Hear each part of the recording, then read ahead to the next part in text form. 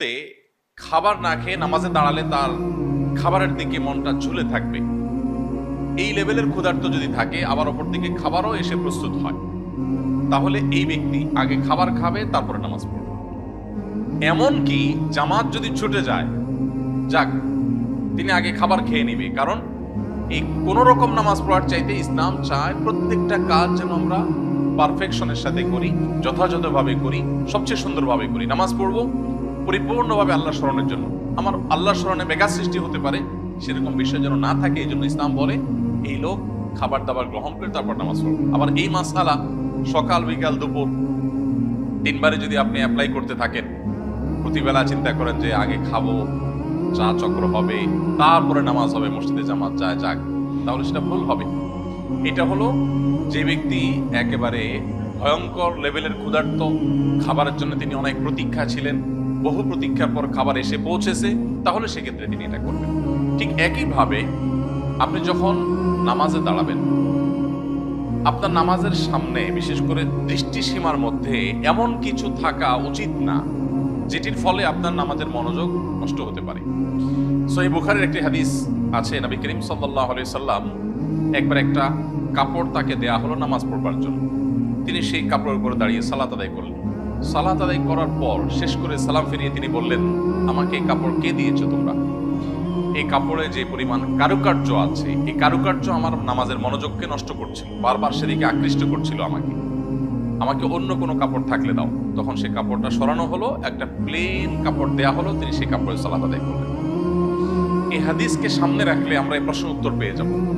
আজকাল যে সমস্ত জায়নামাজ পাওয়া যায়, বিশেষ করে সৌদি আরবে আমরা উমরা গেলে, হজে গেলে নিয়ে আসি, এই জায়নামাজগুলোর বেশিরভাগই এত বেশি কারুকার্য করা, এত বেশি সেখানে আপনার নানা রকমের রংচং, যে এগুলো আমাদের নামাজের মনোযোগকে যথেষ্ট রকমের নষ্ট করে।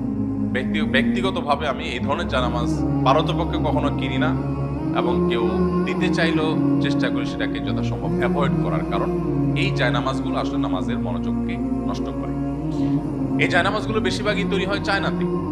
তারা আমাদের ধর্মীয় যে দৃষ্টিকোণ সেগুলো যেমন বুঝে না, আবার যে ব্যবসায়ীরা এগুলো তৈরি করায় তাদেরও সেই সমস্ত বিষয়ে মাথা ব্যথা নেই। কিন্তু আমাদের নিজস্ব দায়িত্ব আছে, এই জন্য আমরা যথাসম্ভব প্লেন জায়নামাজে নামাজ আদায় করবো। প্লেন জায়নামাজে আপনি দাঁড়ালে যে একটা গাম্ভীর্য আসে, যে একটা মনোযোগ আসে, যে একটা আপনার মধ্যে স্থিরতা কাজ করে, আপনি যতই মক্কা শরীফের ছবি থাকুক, মদিনা শরীফের ছবি থাকুক, মসজিদে হারামের ছবি থাকুক, গম্বুজের ছবি থাকুক, এই সকল ছবি আপনার মনোযোগকে নষ্ট করবে। অতএব এগুলো না থাকাই উচিত। প্রসঙ্গত একটু বলি, আপনারা নিশ্চয়ই বিভিন্ন মসজিদের সাথে সম্পৃক্ত আছেন। অনেক মসজিদ আমাদের দেশে, বরং বেশিরভাগ মসজিদে দেখবেন যে মেহরাবের সাইডে এত কারুকার্য, বিশেষ করে অনেক আপনার টাইলস তৈরি হয়েছে আজকাল, যে সেগুলোতে এত নকশা করা, মিনার দেওয়া, গম্বুজ দেওয়া, তারপরে যে কাবার যে ছবি সেটা দেওয়া, এই সমস্ত বিষয়গুলো নামাজের মনোযোগকে যথেষ্ট নষ্ট করে। মসজিদের সামনের সাইডটা অন্তত, যেখানে মানুষ নামাজ পড়ার সময় তার দৃষ্টিসীমার মধ্যে পড়বে, এই সাইডটা যথেষ্ট ভাব গাম্ভীর্যপূর্ণ থাকা দরকার, যথাসম্ভব সিম্পল থাকা দরকার। এখানে আপনি পাথর লাগান, সেটাকে আমি নিষেধ করছি না, কিন্তু কারুকার্য নয় যেটি আমার মনোযোগকে নষ্ট করতে পারে। তো এই জন্য জায়নামাজের সময়, জায়নামাজ যদি কেউ নকশাওয়ালা জায়নামাজের নামাজ পড়েন, তার নামাজ হয়ে যাবে, কিন্তু তার মনোযোগ নষ্ট হওয়ার কারণে নামাজটার কোয়ালিটি কমে যাওয়ার আশঙ্কা আছে। এ হলো বিষয়। এর বাইরে কাবার ছবি টবি থাকলে সেগুলো আমাদের কখনো পায়ের নিচে পদদলিত হয়, দেখতে দৃষ্টিকটু লাগে, এটাও একটা ব্যাপার আছে। আর এর বাইরে অন্য কোনো ছবি থাকলে, মসজিদের ছবি থাকলে কোনো অসুবিধা নেই, নামাজ হয়ে যাবে। পাশাপাশি একটু বলে রাখি, একটা বিষয় আছে যে আপনারা অনেকে হয়তো জানেন, অনেক জায়নামাজ আছে খুব গভীরভাবে তাকালে আপনি দেখতে পাবেন যে সেখানে বিভিন্নভাবে মূর্তির ছবি আঁকা। আমি জানি না আপনাদের কারোর এই অভিজ্ঞতা আছে কিনা, আমি বহুবার দেখেছি। শুরুতে আমি যখন এই বিষয়গুলো শুনতাম, আমার কাছে মনে হতো যে এগুলো জাস্ট একটা কন্ট্রোভার্সিয়াল ইস্যু, মানুষ বোধ হয় অহেতুক এই সমস্ত কথা তোলে। কিন্তু খুব ডিপলি বারবার করে দেখার পর আমি দেখলাম যে হ্যাঁ, বিষয়টা সত্য।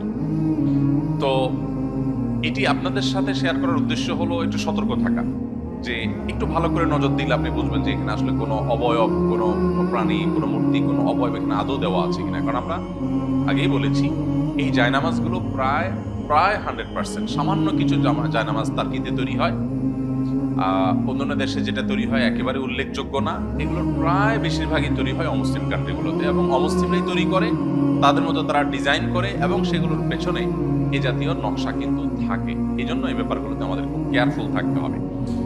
আমার অজান্তে আমি যদি এরকম জায়নামাজে নামাজ পড়ি, নামাজ হয়ে যাবে, কিন্তু ওই জিনিসটার কুপ্রভাব থেকে আমি মানে বাঁচতে পারবো না। যেহেতু আমি জানি না, আমার গুনাহ হবে না, কিন্তু আমি যদি দিন শেষে আমার অজান্তেও কোনো প্রাণী প্রতিমার উপর আমি সিজদা করি, তাহলে সেক্ষেত্রে এর যে একটা কুফল আছে, এর যে কুপ্রভাব আছে, সেটা কিন্তু আমার মধ্যে পড়বে। আল্লাহর কাছে আমি দায়ী থাকবো না, অপরাধী হব না, কিন্তু প্রভাবটা আমাকে অ্যাভয়েড করার সুযোগ কিন্তু